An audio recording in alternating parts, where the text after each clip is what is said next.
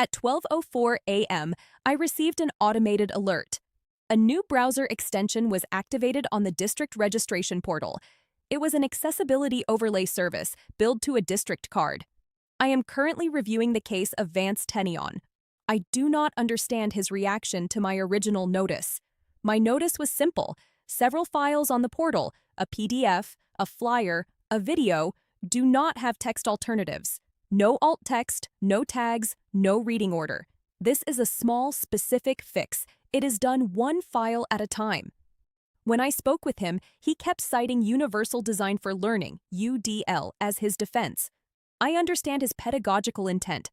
Offering students multiple formats is a valid teaching strategy, but UDL is not a technical specification.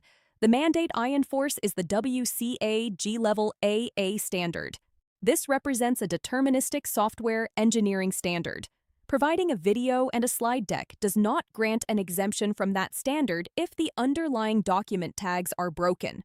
Vance's response was to raise his voice. He said, and I am quoting the call log, that he could not, his words, turn 300 exhausted teachers into computer scientists over the summer. I do not understand the connection he is making. He seems to conflate alt text with scripting. They are not the same. Adding alt text does not require a computer science degree. It requires opening a file and typing a description of an image into a designated field. His assertion that this task would transform a faculty member into a computer scientist is fundamentally inaccurate. It is simple content management, not software engineering. While Vance believed that providing alternative formats in our learning management system established compliance, the legal parameters dictate otherwise. He does not understand scanned PDF accessibility. If even one digital document lacks underlying structural tags or proper reading order, it is a failure of digital accessibility compliance, regardless of what other alternative files sit next to it in the system. After our call, he purchased that overlay script. This is not a fix. It is an accessibility mask, a superficial visual filter that sits on top of the website's code.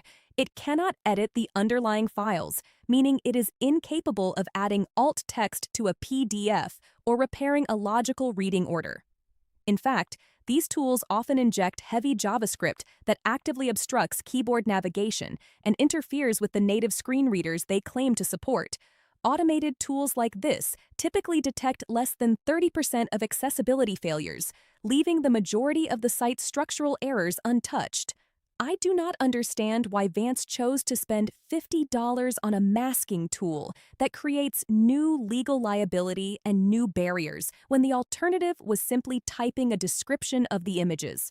I would like to hear from you. Have you had a supervisor respond to a simple technical fix as if it were an impossible demand?